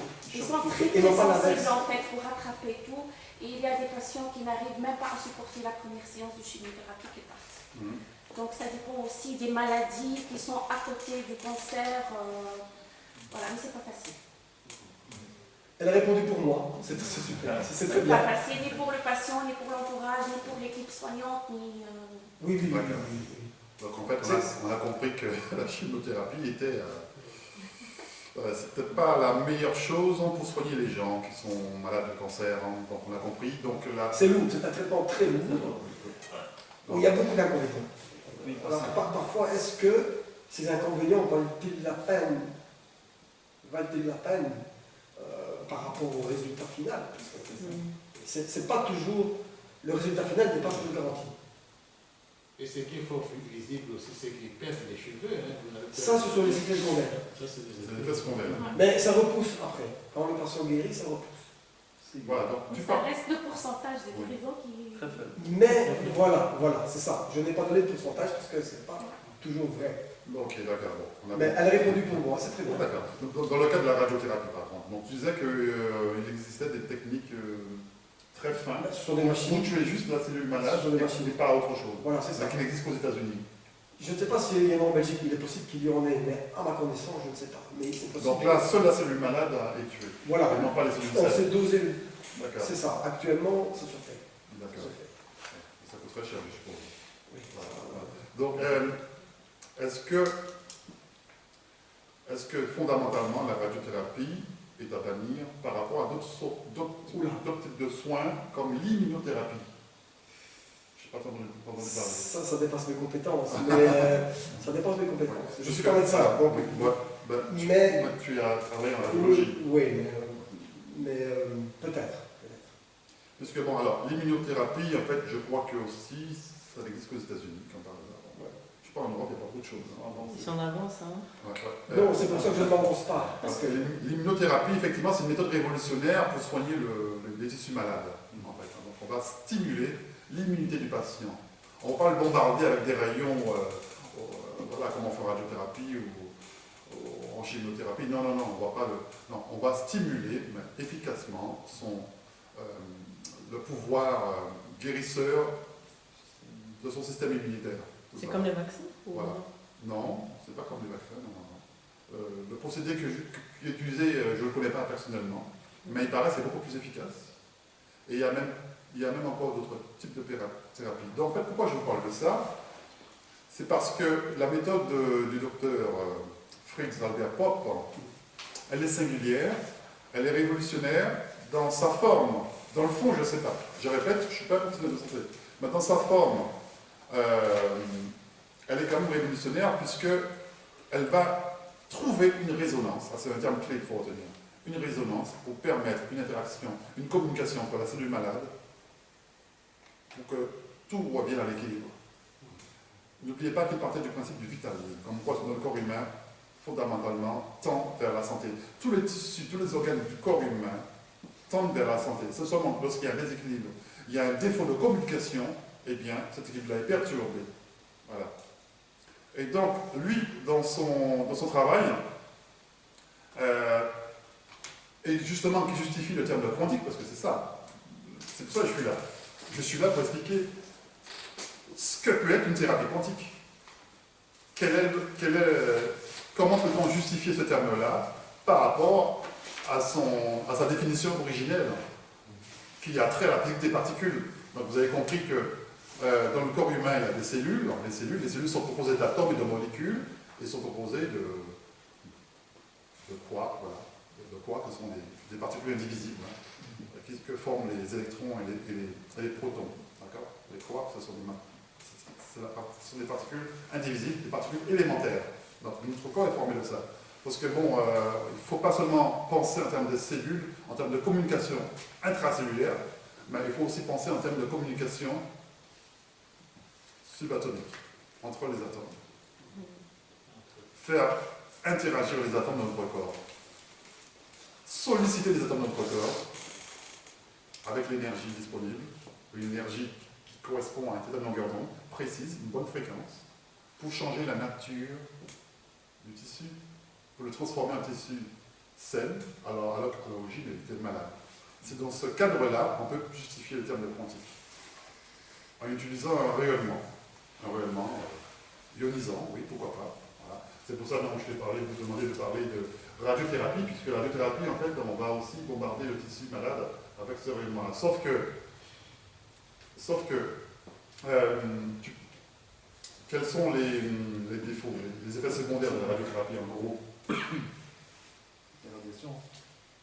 Je pense que les radiations sont nocives. Ben oui, Sont sinon oui, Voilà. les radiations. Voilà, tout Sinon, à fait, oui, oui. maintenant, ça devient précis. Donc, Madame peut répondre éventuellement. on ne aussi. sait que maintenant, Comme il a dit, monsieur, c'est qu'on tue le tissu sain pour arriver au tissu. Donc, on Voilà. va attraper des plaques blanches, Voilà, des, c'est ça. Oui, des oui. brûlures, quoi, mais le reste, je ne sais pas. D'accord, ok. Au niveau du sang et Mais tout, c'est pas grave. je sais pas. En tout cas, non, mais c'est très bien. c'est très bien ce que vous avez dit, c'est formidable, parce que ça nous permet d'introduire C'est très bien. le fait que. Oui, Non, c'est très bien. c'est très bien ce que vous avez dit, parce que ça nous permet d'introduire le fait que pourquoi ne peut-on pas spécifiquement sélectionner le tissu malade dans le but de transformer la fréquence du tissu? Parce que le tissu n'a de la lumière. Notre corps, n'oubliez pas, notre corps il a de la lumière. Sous forme d'infrarouge. Sauf que lui, Fritz, lui prétend que notre corps émet un autre type de lumière qui n'a jamais été révélé expérimentalement. Je veux dire qu'il n'a jamais été porté à la connaissance de la communauté scientifique. Il n'en a pas il appelle les biophotons. Les biophotons, ce sont des photons qui, pour lui, émanent du corps humain, qui sont de très faible intensité, qui sont très faibles. C'est difficile de le mesurer. D'accord, ok. Donc, en modifiant la fréquence de ces photons-là qui sont créés dans les cellules, on pourrait parvenir à la santé définitive. On pourrait enrayer toutes sortes de maladies. Potentiellement, hypothétiquement, on pourrait enrayer toutes sortes de maladies en changeant la fréquence, tout simplement, des atomes à l'intérieur des cellules. Voilà, donc c'était ça le but. Je voulais discuter avec vous. Voilà, donc, en gros, ma conférence est terminée. Donc, si vous avez des questions, on pourrait partager, on pourrait aller peut-être plus loin. Je n'ai pas une question, mais je veux justement faire le lien avec ce que proposent certains médecins en ce qui concerne la musicothérapie. La quoi? Musicothérapie. Oui. Qu'est-ce qu'ils visent exactement? Est-ce que c'est un problème de résonance aussi d'équilibre? Parce qu'il y en a qui ne proposent que ça. Oui, c'est ça. Oui. Écouter une musique, mais qui n'est pas n'importe quelle musique, mais avec des ondes qui sont bien ciblées. Est-ce que vous pensez aussi que ça a un effet au niveau justement de la résonance? Ben, je vais vous dire, en fait, le type de thérapie que vous venez d'évoquer là, ça fait appel à une thérapie alternative qui est très proche des thérapies qu'on appelle holistiques. D'accord? Qu'est-ce que c'est une thérapie holistique? J'en parlais il n'y a pas longtemps d'ailleurs avec toi. Oui. Donc la thérapie holistique, si vous voulez, va s'intéresser non pas au corps matériel, au corps physique, au corps cellulaire. Il va s'intéresser indivisiblement à tous les corps. Corps physique, corps émotionnel, corps mental. C'est un tout indivisible. Mais c'est surtout les professionnels de santé orientaux qui s'occupent de ça, qui sont Pas en Occident. qui sont à l'aise, qui ont l'habitude de travailler de cette façon-là, pas nous occidentaux. Pas en Occident. Nous, en Occident, si vous voulez, on va s'attaquer aux effets et non pas à la cause. On va s'intéresser, les médecins vont s'intéresser à la conséquence, aux symptômes, mais il ne va pas chercher à savoir la cause de ce qui fait ça. Donc la cause, ça peut être un déséquilibre entre les différents corps. D'accord? Donc la musicothérapie que vous proposez, à mon avis, c'est un type de thérapie alternative qu'on peut juger d'holistique.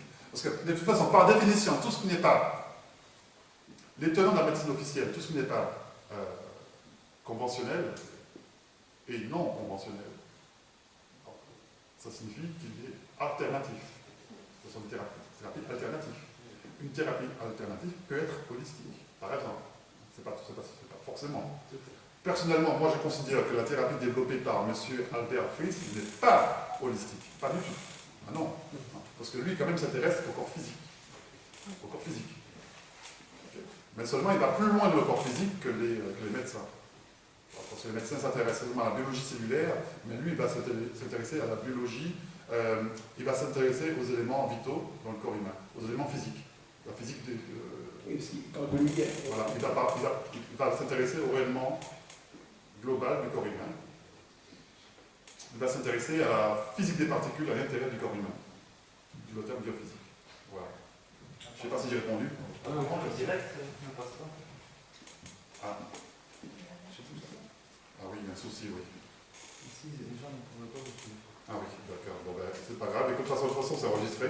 D'accord. On va le passer en différé. Parce que là, c'est enregistré de toute façon. D'accord, comme ça, la prochaine fois, les gens pourraient Oui, oui. interagir. En fait. Ils pourront, Il y a des gens qui ouais. voulaient interagir, mais ils ont Ah pas oui, ok. pu. Il y avait une question, monsieur. C'est un problème technique qui. C'est indépendant de notre volonté. Parce que Apparemment, la connexion est trop c'est faible. YouTube qui. Ça vient de Je ne sais YouTube. pas si ça vient de là, peut-être. Parce qu'en fait, j'utilise ça comme modèle. Ah, Parce que je partage mon réseau. Ah, ok. Tu vois, je 4G, partage. ouais. Si vous voulez, la prochaine fois, vous prenez un local qui est en dehors d'ici. Ah, moi, c'est du Wi-Fi Ils ici. ont du Wi-Fi. Ouais, Ouais. voilà. On fera ça la prochaine fois. Ok. Ouais. Autre question? Est-ce que vous avez tout compris sur la physique quantique, sur tous les éléments que j'ai évoqués avec vous concernant les guérisons quantiques? Donc, je rappelle encore, pour résumer, donc, effectivement, on peut légitimement parler de soins, de guérison, de thérapie quantique si et seulement si on a affaire à une communication intracellulaire qui est discrète, qui est, par définition, particulière, qui possède des énergies spécifiques. D'accord? Rappelez-vous le rayonnement du corps noir, ça marche que si et seulement si l'échange entre matière et rayonnement est discontinu et discret, des valeurs discrètes, ce sont des multiples entiers d'un quantum d'énergie, des multiples entiers d'un quanta. D'accord? On peut pas, l'échange ne peut pas se faire n'importe comment, avec n'importe quelle valeur énergétique. Net, ça ne marche pas. Les étudiants de première année en physique le savent très bien. Le truc, c'est comment mesurer maintenant tout ça. Oui, absolument. Oui. C'est ça, hein. On connaît la fréquence de la lumière, sa longueur d'onde. La longueur d'onde, c'est l'inverse de la fréquence via la constante de la vitesse de la lumière. D'accord? Et donc, je pense que, personnellement, je pense que c'est le devenir de la future médecine. La médecine quantique, personnellement, je pense que c'est le devenir de l'humanité. On n'aura plus besoin de s'intéresser au corps physique, au corps malade, au tissu malade, proprement dit, aux effets, aux symptômes, mais on va chercher à regarder qu'est-ce qu'il y a au-delà. Qu'est-ce qui cause ça? Pourquoi un organe est défaillant? Pourquoi ce déséquilibre à l'intérieur du corps humain? Pourquoi le principe de vitalisme ne devrait pas être constant? Le fait de ramener le corps à la santé perpétuelle. Hein? Pourquoi cette perturbation? Même, bon, c'est vrai, vous allez dire que, ouais, l'alimentation, oui, c'est l'alimentation, mais même, mais là, quand vous parlez d'alimentation qui est mauvaise, malsaine, vous reculez le problème. Pourquoi l'alimentation nous fait autant de mal? L'alimentation malsaine nous fait autant de mal. Il y a des gens qui mangent sainement. Oui, oui, voilà, je sais pas, il y a des fumeurs qui tombent, des fumeurs compressifs, je sais pas, compulsifs, qui n'attrapent jamais le cancer. D'autres qui attrapent le cancer. Voilà, il y a des non-fumeurs qui attrapent le cancer du poumon. Ouais, il y a des équilibres là, mais je ne dirais pas. Le monde marche sur la tête là. Je pense qu'il y a aussi des chocs émotionnels qui viennent. Donc en fait, il y a tout ça. Donc Mais ça, c'est la cause. Ouais. Donc, voilà, donc il faut s'attaquer à la cause. Et donc effectivement, il faut voir du côté des thérapies holistiques, hein, ce qu'on a défini, hein, une thérapie holistique. Donc je rappelle, s'intéresse aux trois corps, hein, le corps éternel, donc physique, mental et émotionnel. Donc voilà, c'est intéressant parce que bon, la physique, je veux dire, la médecine conventionnelle s'intéresse au corps physique, surtout en Occident ici. Les orientaux, ils sont un peu plus ouverts que nous dans ce domaine-là. Donc voilà, donc toi tu expliquais par exemple en Orient, le médecin reçoit son salaire, c'est seulement s'il n'a pas assez guéri. Oui, si la personne est malade, ça veut dire que le médecin ne l'a pas bien soigné. Par contre, si la personne reste saine pendant longtemps, c'est la personne qui paye le médecin parce qu'elle est saine. Si elle est malade, elle ne paye pas le médecin. Tu n'as pas réussi à avoir la santé, je ne te paye pas. Pas tout à fait, c'est pratique. Vas-y. Et donc le patient donne un salaire mensuel au médecin. Oui, il y en a qui payent mensuellement. c'est la récompense parce que le médecin les a guéris. Voilà, donc alors ici, Et non pas l'inverse. Voilà, pas- Je ne demande pas d'argent pour te soigner, pour te guérir. Je reçois de l'argent si je maintiens ta santé. Et si tu tombes malade, ça me sert à rien. mais ça existe. Voilà. Ça voilà, existe. mais comme quoi chez nous en Occident, la santé est devenue avec la business. Ouais. Ah, mais bien C'est sûr. une recherche de profit. Ça apporte, oui. Voilà, donc, ça apporte. Malheureusement. Il y a une recherche de profit, une recherche de... Voilà, donc bon, ben, c'est un peu dommage. Hein. Donc des pharmacies, bon, je vais rentrer dans les détails, je vais faire part d'une digression en parlant des lobbies pharmaceutiques qui cherchent à faire un gros profit avec la santé. Bon, c'est connu, bon. Mais c'est un peu dommage, quoi. C'est vraiment dommage. Permettez, mais le fait de vouloir maintenir la santé perpétuellement, est-ce qu'on ne vise pas l'immortalité? Oui, donc ça va au chômage, les médecins. Ça, c'est un autre objet de discussion, de débat, mais c'est une très bonne question. Hein. C'est une très bonne question. Et je dirais qu'à mon avis, c'est pas par hasard qu'on pose la question, parce que c'est en lien quand même avec l'intelligence artificielle, que vous avez évoqué tout à l'heure. Mais c'est C'est en lien avec le concept de l'homme augmenté. voilà, Ce qu'on appelle l'homme augmenté, remplacer l'homme par des systèmes bioniques. Robocop. Hein. C'est un projet qui est en cours. C'est un projet qui est en cours. Remplacer l'homme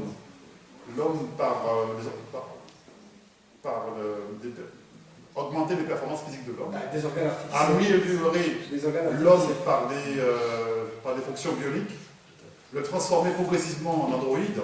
Hein, en androïde, vous savez, ça n'a rien à voir avec un navigateur. Un androïde, c'est un homme qui est mi-machine, mi-humain. D'accord? Et donc de manière à éliminer à la fois les maladies et ses performances, ses faiblesses. Éliminer les faiblesses humaines. Donc effectivement, on tend vers ça. C'est un projet qui est énorme et très coûteux. Et la base, c'est l'intelligence artificielle. C'est le... comment on appelle ça?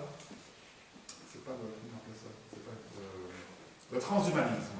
Oui. Voilà. C'est le concept du transhumanisme donc le but est de transformer l'être humain vers Machine parfaite, quoi. une machine, oui, une machine parfaite. Voilà. Non, pas parfait. Endurante, oui, Une mais machine aussi endurante. qui repousse ses limites. Oui, qui pousse les limites. Qui repousse ses limites, tout à fait. Voilà. Ce qu'on appelle le transhumanisme. Donc là, c'est un domaine qui est quand même très généralisé, qui concerne beaucoup de choses. Mais en tout cas, transhumanisme et intelligence artificielle vont combiner leur effort à permettre l'homme à tendre vers l'immortalité. Oui, c'est ouais. L'immortalité physique. Ça. Voilà. Ça, pour l'instant, c'est le domaine du rêve. Mais bon, on y est. Hein. Ils essayent. Ils essayent de le faire. Mais bon, je pense qu'il y a... Sachant que ça pose des problèmes éthiques. Ah oui. Des problèmes éthiques, ça pose des problèmes éthiques. Oui, tout à fait, oui. Oui. Puisque, bon, voilà, parce qu'on va parler de la conscience, évidemment. Est-ce que les machines, on essaye de savoir si les machines peuvent est-ce qu'on pourrait Conscience. intégrer une conscience dans Ah, l'intérieur oui. des machines? Mais ça, c'est un autre Est-ce débat. que cette ça. machine aura la possibilité d'interagir, de prendre des décisions par lui-même? Ça, si vous voulez, on peut le faire. Hein. C'est genre Terminator, quoi. Ce débat, on peut le faire. C'est Terminator, là. Hein, voilà. Oui, c'est ça. Arriver des machines contre les êtres humains, voilà. Les machines ont une conscience autonome, ils sont capables de prendre des décisions par eux-mêmes, et donc prendre le pouvoir sur les humains. Donc, mais bon, voilà, c'est vraiment utopique, hein. C'est vraiment utopique, hein, déjà. Voilà. Mais quand vous dites que les machines peuvent avoir une conscience, mais est-ce que les machines sont elles également capables d'avoir une pensée? Parce que nous les humains, on a une pensée, on a une conscience. Je peux penser comme je peux avec une pensée. Mais je ne peux pas ne pas avoir conscience. Oui, bien sûr, ça, nous sommes d'accord. Donc, quand je parle de conscience, en fait, ce qui anime les machines, ce sont des algorithmes, d'accord, qui vont déterminer le fonctionnement de la machine. Mais le truc, c'est que, je ne sais pas si vous avez vu le film Transcendance, qui consistait à injecter une conscience humaine à l'intérieur d'une machine. Voilà. Mais les ingénieurs de la robotique rêvent de ça. Les ingénieurs qui travaillent avec ce qu'on appelle le GAFA, hein, Google, Amazon, Facebook et Apple, combinent leur effort à tendre vers ça. vers cette chose-là, vers une machine consciente, capable d'interagir avec son environnement et capable de prendre des décisions de manière autonome. Ce qu'on appelle, il y a un nom, on appelle ça la conscience niveau 2, je crois, je sais pas Oui. comment on appelle ça. Niveau 2. Bon, ben écoutez, je propose qu'on s'arrête, à moins que vous ayez des questions. Voilà, parce que les obligations m'appellent. Est-ce que Du travail après, en fait. la loi d'attraction elle interagit dans le domaine du quantique? Oui. Donc, la loi d'attraction, oui, je dirais. En fait, ce qu'on a appelé la loi d'attraction, c'est la pensée créatrice. C'est ce que tu penses des choses manifestatoires. Ça a un rapport avec l'intention, le pouvoir de l'intention. Oui, c'est ça. Ça a un rapport avec le pouvoir de visualisation, le pouvoir de l'intention. Quand vous manifestez une intention, quand vous avez un projet, que vous souhaitez concrétiser dans votre vie, et bien effectivement, avec toutes vos émotions, vous allez émettre une pensée de manière à impacter le vide quantique. Le vide quantique qui demande à se manifester, qui est constitué de champs d'énergie fluctuants. Ça fluctue. Et ce champ d'énergie qui fluctue sera impacté par votre pensée suivant la fréquence, suivant l'intensité, parce qu'il faut de l'énergie, il faut de l'effort. Ça ne se fait pas comme ça, il faut beaucoup d'efforts. Les physiciens au CERN, ils vont pas mollo. Hein. C'est très très puissant. L'énergie avec laquelle ils vont faire fusionner des protons, l'énergie là est colossale pour impacter l'énergie du champ du vide, du quantique. Et bien parallèlement, celui qui émet une intention doit le faire avec beaucoup d'émotion, avec beaucoup de volonté et d'effort. C'est comme celui qui va être président ou Premier ministre. Hein. Ils vont déployer des efforts c'est un combat, quoi. Bon, voilà, n'empêche qu'il y a une seule place. Il y a une seule place. Donc c'est celui qui sera le plus talentueux qui va parvenir. Je me suis autorisé une digression, mais bon. Voilà. Et ils ont réussi à la quantifier cette loi? À la quantifier, non. Non, ils n'ont pas d'appareil pour ça. Non, ça n'existe pas Non, encore. pas encore. Non, pas Là, encore. on serait bien, c'est pas bien. Ouais. Ça viendra peut-être, hein. Mais non, ça viendra sûrement. Mais... Celui-là qui va sortir le truc, ça va être wow. Mais en tout cas, il y a un philosophe qui a dit rien de grand ne s'est construit sans passion. C'est ça. Voilà. Ça veut dire ce que ça veut dire. Ouais. Donc toutes les grandes choses se construisent dans le monde, ça a été le fait d'efforts. Vous savez. Ouais, ben oui, bien sûr. Hein. il faut déplacer les montagnes. C'est comme ça on arrive à créer, à manifester des choses invisibles dans le monde visible. C'est comme ça on arrive à faire. C'est comme ça on arrive à importer des choses dans le monde invisible, dans le monde phénoménal, le monde des phénomènes. Le monde matriciel, le monde matériel. Voilà. Bon, bah, écoutez, je vous souhaite une excellente fin d'après-midi.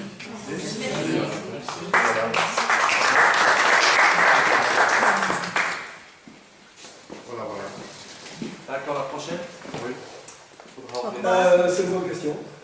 Oui, bien sûr. De toute façon, on vous tiendra au courant pour. Oui, mais. Si vous êtes passionné. J'irai plus loin la prochaine fois. Oui, parce que là, c'était. Là, c'était succinct. J'irai plus loin la Il prochaine y fois. aura une seconde vidéo. Volontairement, j'y étais succinct, hein, parce que Il y aura une seconde vidéo. c'est la première fois que je le fais ici, dans cette salle, pour une ici. Voilà. Bon, je ne savais pas si je devais aller en profondeur. Ouais, mais on peut se voir ici tous les mois, hein, pendant des années. Hein. C'est vaste hein, comme sujet. Voilà. Tu as coupé